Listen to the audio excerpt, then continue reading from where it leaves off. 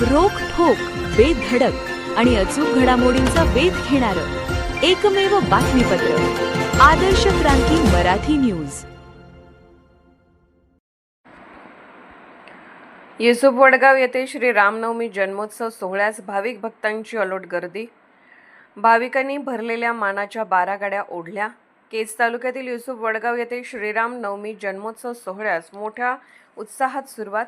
दशरथ नंदन श्री रामचंद्र महाराज की जय असा जयघोष करीत भाविकांनी भरलेल्या 12 गाड्या ओढण्याची परंपरा कायम ठेवली.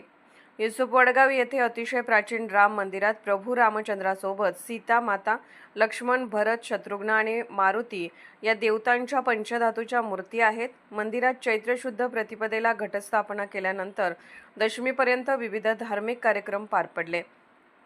रामनवमी निमित्त पहाटे सर्व मूर्तींना अभिषेक घालून दुपारी प्रभुरामांची मूर्ती एका सजवलेल्या पाळण्यात ठेवण्यात आली. राम मंदिरात श्रीधर महाराज रामदासी यांचे नारदीय गुलालाचे कीर्तन झाले. दुपारी 12 वाजण्याच्या सुमारास दशरथ नंदन रामचंद्र महाराज की जय असा जयघोष करीत गुलाबपुष्प उधळून राम जन्मोत्सव साजरा करण्यात आला. त्यानंतर गावातून रामचंद्राची पालखी मिरवणूक काढण्यात आली. मिरवणूक वेशीमध्ये आल्यावर 12 बैलगाड्या एकमेकांना बांधून भाविकांनी भरलेल्या या गाड्या ओढण्याचा कार्यक्रम झाला. गाड्या ओढण्याचा नेत्रदीपक सोहळा पाहण्यासाठी गावातील व परिसरातील हजारो नागरिकांनी गर्दी केली होती. यावर्षी मानाच्या गाड्या ओढण्याचा मान रामभक्त गंपू जंगल घायाळ यांना होता.